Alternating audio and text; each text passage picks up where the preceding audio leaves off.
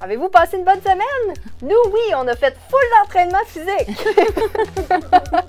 En fait, aujourd'hui, on va rencontrer Antoine Boussumbo, qui est un coureur qui va nous expliquer toute son expérience de coureur, qui va nous donner des trucs. Mais avant, j'aimerais ça qu'on parle de toi, mais comment ça va, mais avec ton entraînement? Hier, en courant, j'ai eu une douleur vraiment intense dans l'aine. C'était comme à mon premier élan. Je pense que je me suis tiré l'aine. Et oui, c'est possible de se tirer l'aine. À toutes les fois que je disais à quelqu'un, il me regarde genre... C'est où, ça, Hein? l'aine? C'est où, l'aine? Je me suis vraiment mal étirée avant de faire ma course. Mais là, je ne suis plus en entraînement. Je suis allée consulter un physiothérapeute, on m'a envoyé tout de suite. Et puis là, je suis en guérison de 4 à 6 semaines. Donc, ça veut dire qu'il va te rester combien de temps pour t'entraîner pour ton 21 km? 3 semaines. 3 semaines. C'est vrai que c'est difficile. J'ai manqué un entraînement parce que j'étais trop fatiguée. Puis on dirait que ça m'a pris toute la volonté du monde Pour s'y remettre. pour me remettre. Puis j'en Ouais. ai manqué juste un. Alors, Absolument. de manquer plusieurs semaines comme ça, c'est sûr qu'il va falloir garder la motivation.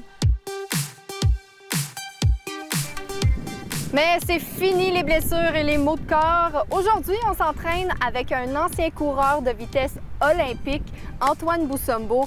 Antoine, je vais courir 5 km, mais il va courir 21,1 km. Comment on fait pour que mon entraînement soit vraiment efficace? Courir.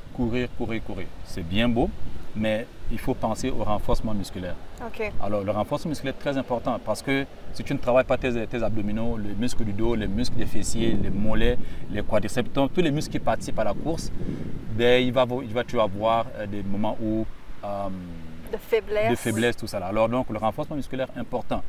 Disons, si vous faites 2 séances de course, au moins prévoyez une séance de renforcement musculaire. Moi, comme entraîneur, ce que je conseille souvent, c'est de répartir l'entraînement en 3 jours parce que quand vous faites un entraînement de longue durée, vous ne pouvez pas faire ça tous les jours parce qu'il faut donner le corps le temps de récupérer.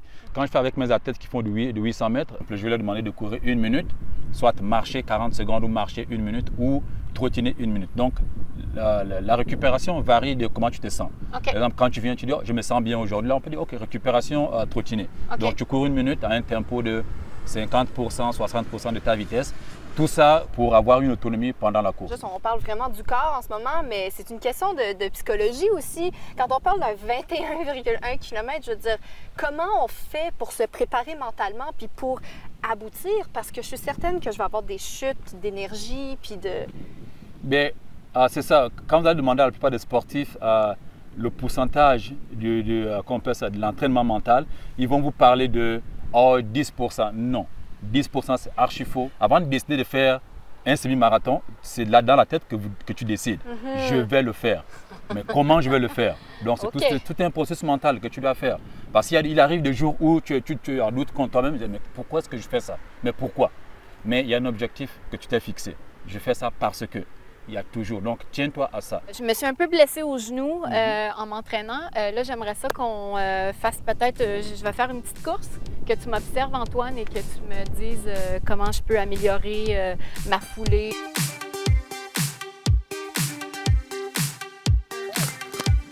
Super.